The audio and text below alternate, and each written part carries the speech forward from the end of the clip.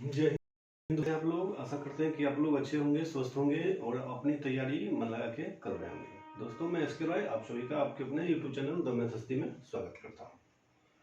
दोस्तों, जैसा कि आप जान रहे हैं कि अभी हम लोग द मैथ हस्ती यूट्यूब चैनल पे सामान्य गणित और रीजनिंग का अध्ययन करते हैं और उसी सिलसिला में आज हम लोग लेके आए हैं नंबर सिस्टम। इससे पहले मैं बता दूं 5 चैप्टर का वीडियो अपलोड हो चुकी है। वो चैप्टर है आपका प्रतिशत, लाभ हानि, बट्टा छूट, साधारण ब्याज और चक्रवृद्धि ब्याज। मेरा ये वादा है कि यदि आप लोग उस वीडियो को सुनेंगे तो आपको एडवांस लेवल का भी क्वेश्चन बन जाएगा। जनरल तो बनेगा ही, जनरल आपको 10 से 20 सेकंड मैक्सिमम 30 सेकंड के अंदर बनेगा, लेकिन आपको वो वीडियो देखनी होगी और अधिक से अधिक क्वेश्चन प्रैक्टिस करनी होगी। बस ज़्यादा नहीं दिमाग लगाना है, जितना क्वेश्चन मैं यूट्यूब पे डाला वीडियो के रूप में बस उतना आप अध्ययन कर लेंगे। कोई भी एग्जाम आप आसानी से, यदि आप उस चैप्टर से क्वेश्चन पूछा जाता है एग्जाम में तो आप आसानी से उसको हल कर सकते हैं। चलिए दोस्तों, समय को बचाते हुए हम लोग शुरू करते हैं नंबर सिस्टम। नंबर सिस्टम में सबसे पहले आप लोगों को मैं बता दूं कि बेसिक नॉलेज होना चाहिए, बेसिक कॉन्सेप्ट आपके पास आना चाहिए। नंबर सिस्टम में थोड़ा सा पूछा जाता है। पहला आपका लैंग्वेज बेस आधारित होता है, दूसरा दोस्तों आपको न्यूमेरिकल बेस आधारित होता है। न्यूमेरिकल बेस का मतलब हो गया कि सिर्फ आपको संख्या और अंकों पे आधारित क्वेश्चन पूछा जाएगा, उसमें भाषा नहीं रहेगी। एक होता है भाषा पे आधारित प्रश्न, जो भाषा के साथ पूछा जाता है। तो सबसे पहले दोस्तों हम बोर्ड पे देख रहे हैं कि आपको नंबर सिस्टम के लिए बेसिक कॉन्सेप्ट ऑफ नंबर आपको चाहिए। तो बेसिक कॉन्सेप्ट ऑफ नंबर के बारे में आपको मैं बता दूं कि पहले कॉन्सेप्ट पहले जान लेते हैं, फिर हम लोग आगे क्वेश्चन करते हैं। सबसे पहले दोस्तों हमने लिखा है बेसिक कॉन्सेप्ट ऑफ नंबर। इसमें सबसे पहले आता है डिजिट यानी अंक। अंक क्या होता है? अंक से ही पूरा गणित की पहिया जो है वो चलती है। संख्या पे ही आपकी पूरी गणित की दूरी टिकी हुई है। आपको बता दूं कि हर चीज को हम लोग गणना करते हैं तो संख्या चाहिए, तुलना करते हैं तो संख्या चाहिए, माप तोल करते हैं तो संख्या चाहिए। यानी आपके जो भी घटनाएं घटित होती है वो गणित पे ही आधारित होता है और वो भी आपका नंबर सिस्टम पे। तो चलिए, अंक हम लोग किसको बोलते हैं? अंक के मतलब है कि दोस्तों काउंटिंग नंबर जो होती है उसमें जीरो शामिल होती है, ध्यान रखना है। तो सबसे पहले अंक के बारे में आपको बता दूं कि 1 2 3 4 5 6 7 8 9। गणित का आरंभ संख्या अंक 1 से स्टार्ट हुई है। आपको पहले बता दूं 1 से लेकर के 9 तक संख्या की खोज तो बहुत पूर्व हो चुकी थी, यानी अंकों की खोज बहुत पूर्व हो चुकी थी 1 से 9 तक। लेकिन दोस्तों यहाँ के बाद गाड़ी आगे नहीं बढ़ती थी। नहीं बढ़ने का कारण क्या था कि बहुत सारे गणितज्ञ महोदय आए, इसी पे फोकस किए, कुछ खोज किए, खोज सफल नहीं हुआ। तो अंत में दोस्तों मैं बता दूं कि हमारा देश महान है, इंडिया इज ग्रेट, भारत महान है। और हमारे ही देश में, यानी अपना ही देश में एक गणितज्ञ, खगोल शास्त्र, ज्योतिषविद कहिए, एक गणितज्ञ थे, उनका नाम था आर्यभट्ट महोदय। आर्यभट्ट महोदय ने 5वीं शताब्दी में जब गणित की धुरी यहाँ से नहीं बढ़ती थी तो एक अंक की खोज की, और उस अंक का क्या नाम था दोस्तों? ये जीरो। ये जीरो, चूंकि ये गाना भी सुने हुएगा कि जब जीरो दिया भारत ने, ये बहुत ही अच्छा गाना है। बस यही जीरो पे आधारित है। और आपको बता दूं कि ये जीरो का मूल्य आपको यूज करने पर बहुत ज्यादा है। इसका 2 अर्थ होता है। कहने का मतलब किसी भी डिजिट या किसी भी संख्या के पीछे लिखने से उसका फर्क में बहुत ज्यादा परिवर्तन नहीं होता है। खास करके अंक में पीछे लिखते हैं, ये जो आपका 0 है, 9 है, अंक लिखेंगे तो 0 1 0 2 0 2 तो कोई फर्क नहीं पड़ेगा। लेकिन जैसे ही 0 को हम लोग राइट हैंड में लिखते हैं तो वो 10 गुना मान में वृद्धि कर देती है। तो दोस्तों चलिए, 0 का खोज किसने किए थे? आर्यभट्ट महोदय। ये ध्यान रखना है, 5वीं शताब्दी में। लेकिन पूर्ण रूप से पूर्ण संख्या के रूप में श्रेय जो है 7वीं शताब्दी में मिला। वो भी गणितज्ञ थे ब्रह्मगुप्त। उन्हीं के द्वारा अपने प्रयोग और परीक्षण के आधार पर पूर्ण संख्या के रूप में दर्जा दी गई जीरो को 7वीं शताब्दी में। लेकिन खोज किसने किए थे? आर्यभट्ट महोदय ने 5वीं शताब्दी में। ये क्वेश्चन पूछता है कि शून्य का आविष्कार किसने किए। इसके अलावा आपको पाई का मान 22/7 का आविष्कार किसने किए, दार्शनिक पद्धति का आविष्कार किसने किए। तो दोस्तों दार्शनिक पद्धति क्या होता है? ये टोटल कितना हो गया? टोटल दोस्तों हो गया कुल 10, और इसी को हम लोग बोलते हैं दोस्तों दार्शनिक पद्धति। इसका खोज किसने किया था? आर्यभट्ट महोदय। आर्यभट्ट, और इसका खोज किसने किया था? आर्यभट्ट महोदय।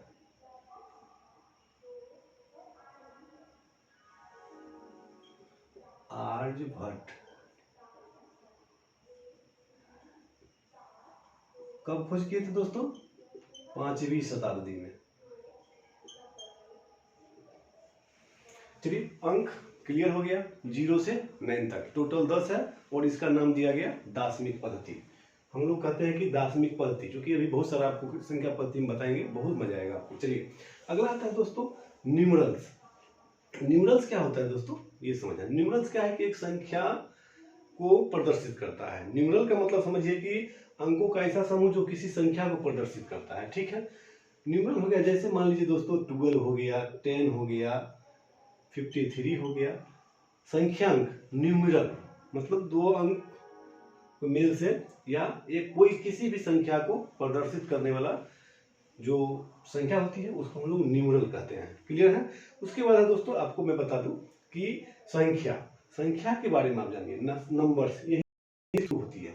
नंबर्स का मतलब हो गया कि संख्या जब अंकों को मेल से कोई निश्चित संख्या बनती है, ठीक है, वो एक अंक से अधिक, इसको हम लोग दोस्तों इसको हम बोलते हैं क्या? एक अंकीय संख्या।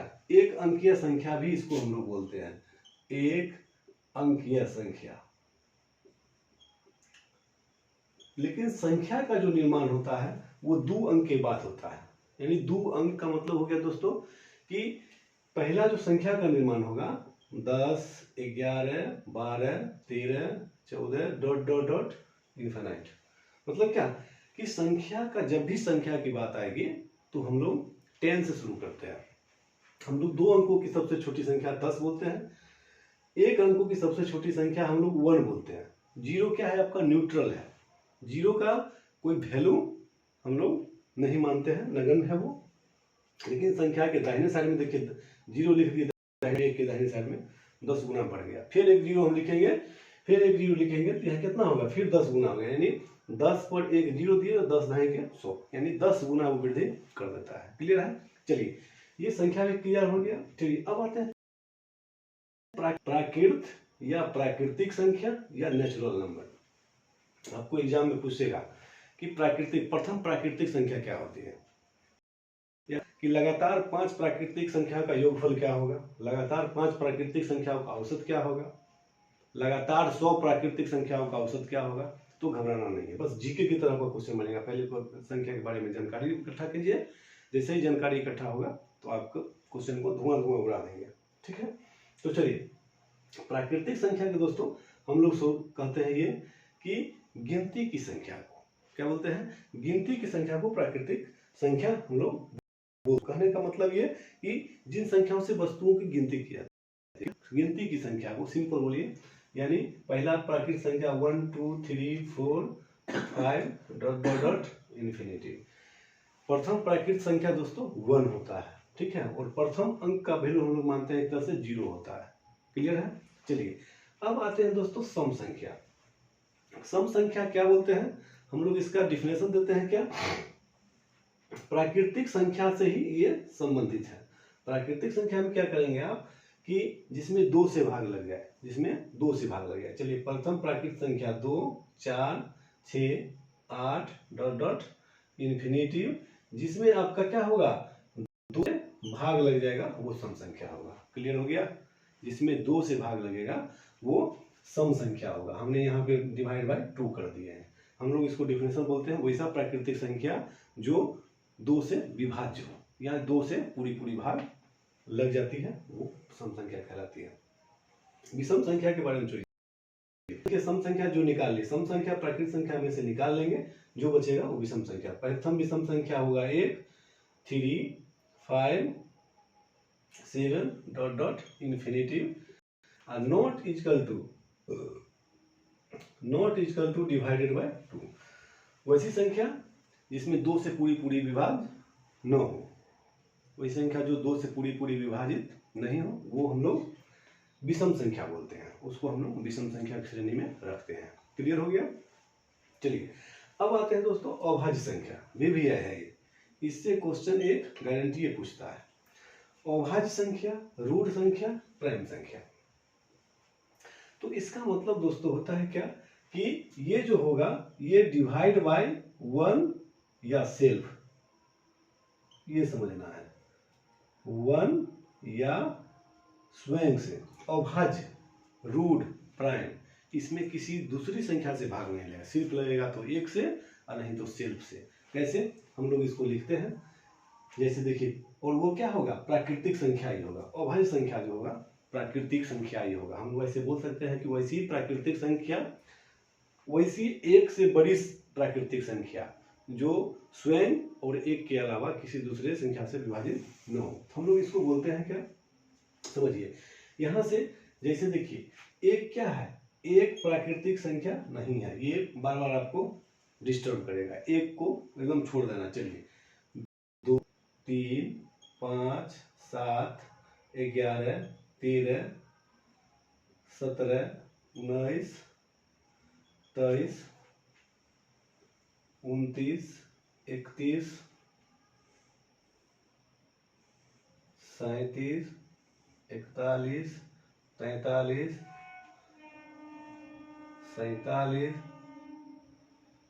53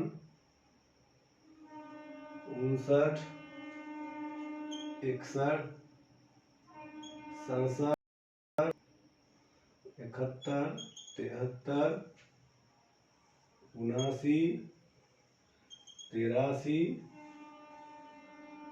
89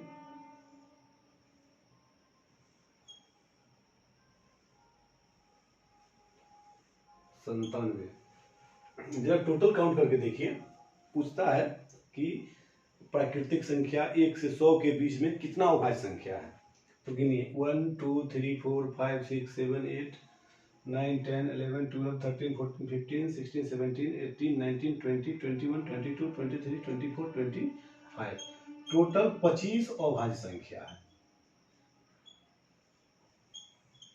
ये लिखने का दोस्तों एक ही मकसद है कि आप इसको अगर ध्यान में रखिएगा तो आप कभी गलत नहीं कीजिएगा। क्वेश्चन कैसे पूछता है मैं बता दूं, कहेगा कि 20 तक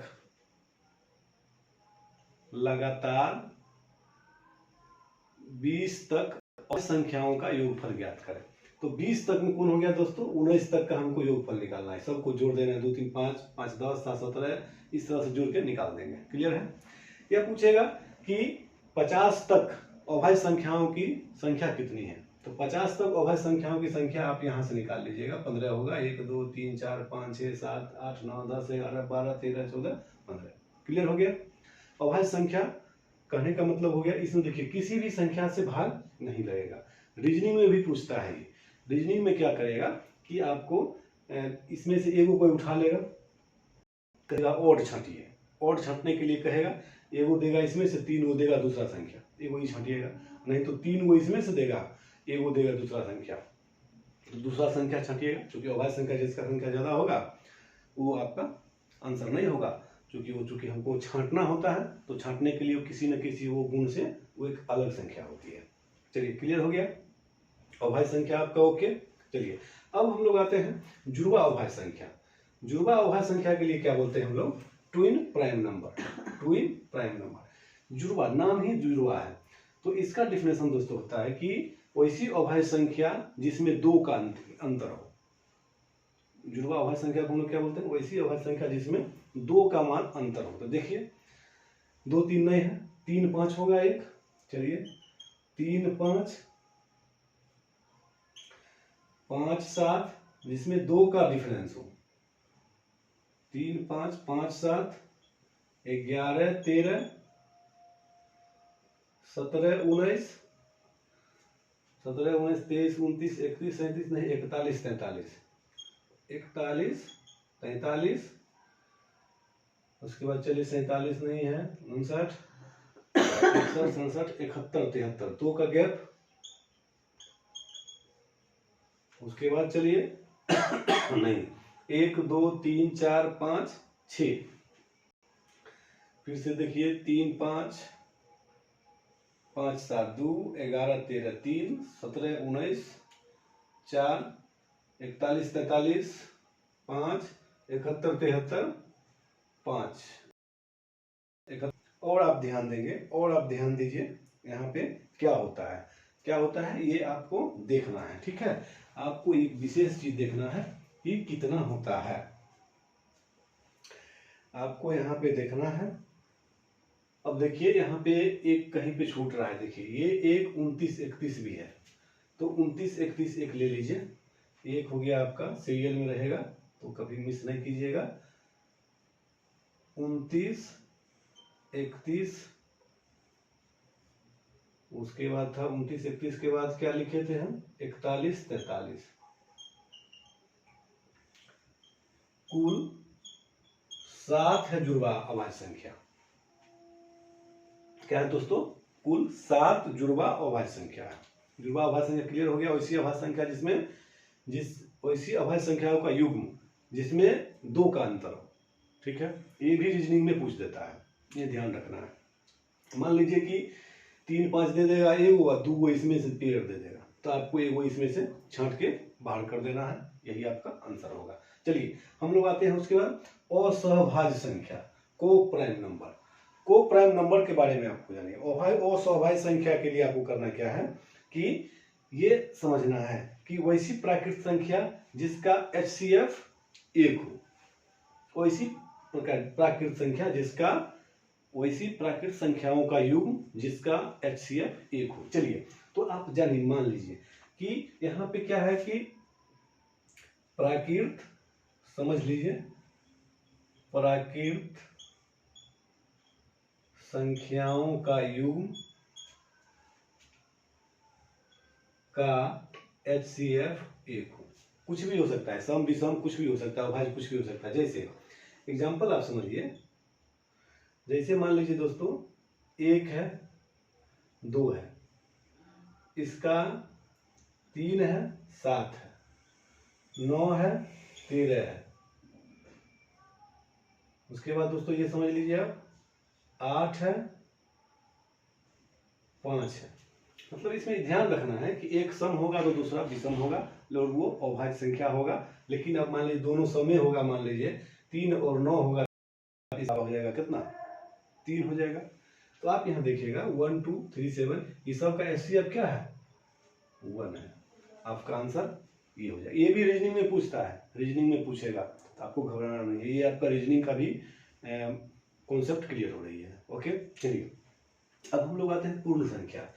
पूर्ण संख्या के बारे में अभी हम बताए थे कि पूर्ण संख्या में 0 का शामिल करने का श्रेय किसको दिया जाता है, तो गणितज्ञ ब्रह्मगुप्त महोदय को। ठीक है, इसको हम लोग बोलते हैं पूर्ण संख्या की प्राकृत संख्या के परिवार में 0 को शामिल कर देने से जो संख्या बनती है वो पूर्ण संख्या कहलाती है। ठीक है, अगला होता है पूर्णांक संख्या। पूर्णांक संख्या में दोस्तों ये ध्यान रखना है कि ऋणात्मक, शून्य और प्राकृत संख्या, ये तीनों रहेगा। मतलब क्या, -3 -2 -1 0 1 2 3 इन्फिनिटी माइनस इन्फिनिटी। चलिए ये क्लियर हो गया। आशा करते हैं कि ये आपको समझ में आ गया होगा। इसके अलावा 2-3 और टाइप्स है जो कि आपको बताएंगे नंबर सिस्टम। इस नंबर सिस्टम में संख्या 13 संख्या बताएंगे। 11 क्लियर हो गया, 2 और है परिमेय और अपरिमेय, इसके बारे में आप जानते भी हैं, थोड़ा बताएंगे। इसके बाद अभी क्वेश्चन प्रैक्टिस हम लोग करेंगे, बताते हैं क्वेश्चन के हम लोग लेके चलते हैं। क्वेश्चन में देखना यह है कि क्या करना है।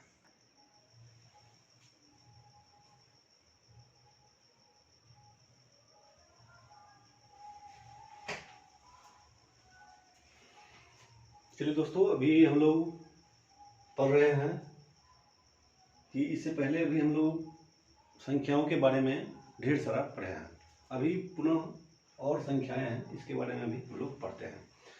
तो इससे पहले अभी आपने क्या क्या जाना है मैं बता दूं। अंक जाने, निम्न संख्यांक जाने, संख्या जाने, प्राकृतिक संख्या जाने, सम संख्या जाने, विषम संख्या जाने, इसके बाद आप अभाज्य संख्या जाने, जुड़वा अभाज्य संख्या जाने, सह अभाज्य संख्या जाने, इसके बाद पूर्णांक संख्या जाने, इंटीजर्स को जाने हैं, उसके बाद होल नंबर यानी पूर्ण संख्या को जाने हैं।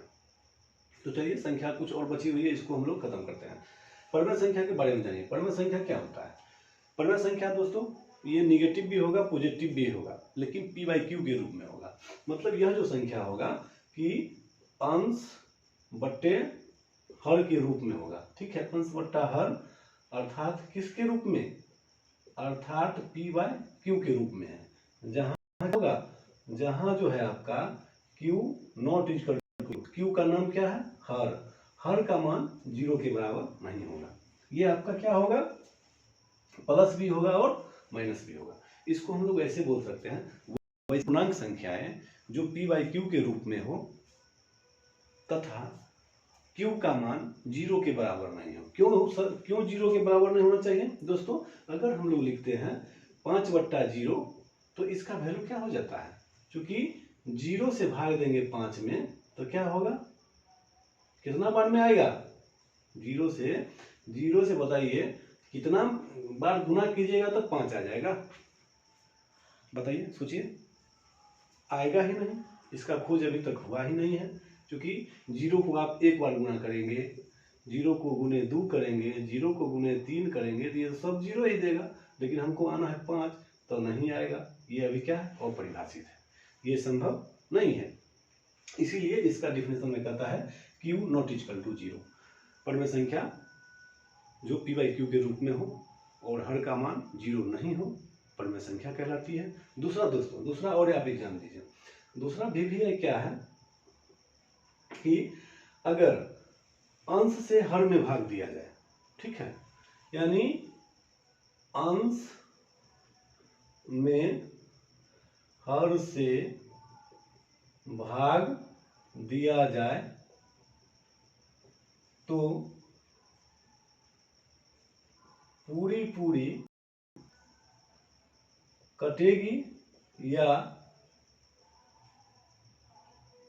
रेकॉर्डिंग में आएगी। मतलब क्या आपको समझना है। जैसे हम लोग 22/7 लेते हैं, मान लीजिए 1/9 लेते हैं। 1 में आप 9 से भाग दीजिएगा, 0.0 दीजिएगा तो 9 एकम 9, फिर 0 होगा, 9 एकम 9, इस तरह से आते रहेगा ना। तो हम लोग 0.1 पर रेकॉर्डिंग लिख देते हैं। परिमेय संख्या है। इसका डिफिनेशन का एक ये फंडा भी जानना है।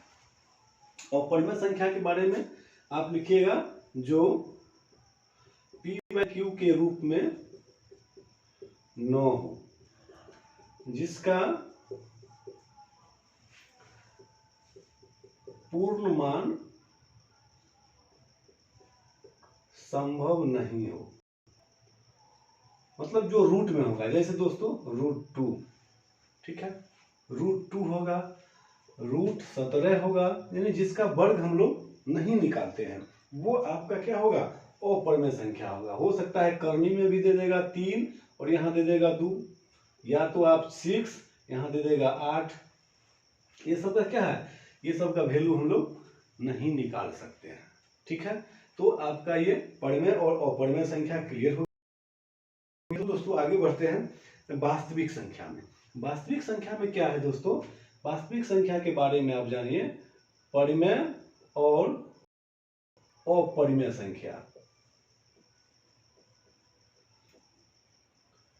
परिमेय और अपरिमेय संख्या का जब एक जगह इकट्ठा करेंगे तो आपका वास्तविक संख्या होगा, रियल नंबर होगा। यानी आंसर कुछ तो रियल आएगा, मतलब कुछ भी, या तो माइनस में आवे या प्लस में आवे। ठीक है, तो आप यहाँ पे लिख सकते हैं dot dot dot minus root under, मान लीजिए रूट अंडर 5 का वर्गमूल नहीं निकलेगा, करनी 3 का मान लीजिए 7 का नहीं निकलेगा, 6 करनी 5 का नहीं निकलेगा, यानी कुछ ऐसा संख्या होगा रूट में जिसका वैल्यू संभव नहीं है। या अब उसके बाद चलिए 2/3 माइनस में 3/5 माइनस में 22/7, यानी कुछ भी हो सकता है। वास्तविक संख्या का मतलब हो गया दोस्तों परिमेय और अपरिमेय संख्या के परिवार को वास्तविक संख्या कहते हैं। चलिए अब आते हैं संपूर्ण संख्या। संपूर्ण संख्या में आपको ध्यान देना है। संपूर्ण संख्या में आपको ध्यान क्या देना है, इसके बारे में आपको सोचना है। ठीक है, इसके लिए दोस्तों कहना है कि वैसी संख्या जिसके सभी गुणनखंडों का योग संख्या के दुगुना होता है। इसको आप लिख सकते हैं, वैसी संख्या जिसके सभी गुणनखंडों का योग संख्या के दुगुना होता है। जैसे एग्जाम्पल मान लीजिए दोस्तों लेते हैं, एग्जाम्पल में 6 का गुणनखंड करेंगे तो 1 से लगेगा, 2 से लगेगा, 3 से लगेगा, 6 से लगेगा ना। तो इस सब का योग क्या होगा, ये सब गुणनखंड हो गया। 6 3 9 2 11 1 12। अब ये किसका है, इसका दुगुना है ना, इसका ये दुगुना हुआ ना, 6 गुने 2, यही डिफिनेशन कर रहा है। इस तरह का जो भी संख्या आएगा वो आपका क्या होगा, गुणनखंडों का योग संख्या का दुगुना होता है। एक और आप चेक कर सकते हैं 28, इसको आप देखिएगा बना के, आपको बन जाएगा। क्लियर है। अगला आते हैं दोस्तों यौगिक संख्या। यौगिक संख्या को हम लोग क्या कहते हैं, भाज्य संख्या भी बोलते हैं। कंपोजिट नंबर, कंपोजिट नंबर भाज्य संख्या का मतलब समझ गए कि वैसी प्राकृत संख्याएं या वैसी संख्याएं जिसमें स्वयं और एक के अलावा किसी अन्य दूसरी संख्या से भी भाग लग सकती है। भाज्य संख्या का मतलब हो गया, जैसे दोस्तों आप मानिए 4, आप मानिए 8, आप मानिए 15, आप मानिए 13 होगा, नहीं होगा। इसमें क्या है, इसमें आपका 3 से भी और 5 से भी, 1 से तो लगेगा ही, 15 से भी लगेगा। ठीक है, 13 में देखिए 1 और 13 से भाग लगेगा, ये क्या है आपका यौगिक संख्या नहीं है। यौगिक संख्या आपका यौगिक संख्या नहीं है। डिफिनेशन से क्लियर हो गया। वैसी प्राकृतिक संख्याएं जो एक और स्वयं के अलावा किसी अन्य दूसरी संख्या से भी भाग लगेगी, वही आपका क्या होगा, यौगिक संख्याएं कहलाएगी। चलिए एक और आते हैं हम लोग, ये अवास्तविक संख्या या काल्पनिक संख्या। इसके नाम से ही आपको पता चल रही है कि अवास्तविक संख्या का मतलब हो गया वैसी संख्या जिसका पूर्ण वैल्यू नहीं हो, उसका मान हम लोग काल्पनिक तरीका से निकाल सकते हैं। ठीक है, वैसी संख्या जिसका पूर्ण मान नहीं निकालना संभव हो। जैसे दोस्तों आप बताइए, एग्जांपल है √16। बहुत लोग कहिएगा देगा क्या आंसर -4, ये आपका गलत है। ठीक है, ये आपका 11th का है, जो 11th में भी वीडियो आपका डलाएगी तो आप लोग देख सकते हैं। इसको आप लिख सकते हैं 16 गुने √(-1). 16 का तो वर्गमूल 4 और वो वैल्यू होता है दोस्तों 4i, तो इसको लिख सकते हैं 4i आंसर। यानी वही संख्या जिसका मान काल्पनिक हो, और इसको काल्पनिक संख्या को i से डिनोट करते, इसलिए इमेजिनरी हो गया। जितना भी संख्या का हम इंग्लिश लिखे हैं उसका प्रथम जो लेटर होगा वो कैपिटल करेंगे और उस संख्या का सिंबल होगा वही नंबर। जैसे परिमेय संख्या को 8 से सूचित करते हैं और परिमेय संख्या को दोस्तों i से शुरू, i और 8 शुरू करते हैं। वास्तविक संख्या को r से, संपूर्ण संख्या को p से, यौगिक संख्या को कंपोजिट से, और वास्तविक और काल्पनिक को i से। उधर से जाइए प्राकृतिक संख्या को नेचुरल नंबर तो n से, सम संख्या को दोस्तों इवन होता है तो ई से, विषम संख्या को दोस्तों ऑड होता है तो ओ से, उसके बाद अभाज्य संख्या को दोस्तों प्राइम होता है तो प्राइम से, पी से। इस तरह से ढेर सारा प्रश्न को क्वेश्चन में एग्जाम में यदि आपको इस तरह का प्रश्न पूछता है तो आप इसको कॉन्सेप्ट पे आधारित बता सकते हैं। ठीक है, तो चलिए हम लोग नेक्स्ट वीडियो में ये टोटल नंबर पे आधारित क्वेश्चन लाएंगे और क्वेश्चन बनाएंगे, वो भी फुल्ली जीके की तरह। और मेरा वादा है कि 30 सेकंड से बेसी नहीं लगेगा, 10 सेकंड और 30 सेकंड के एवरेज में लगेगा। ठीक है, तब तक के लिए बाय बाय, धन्यवाद, ओके।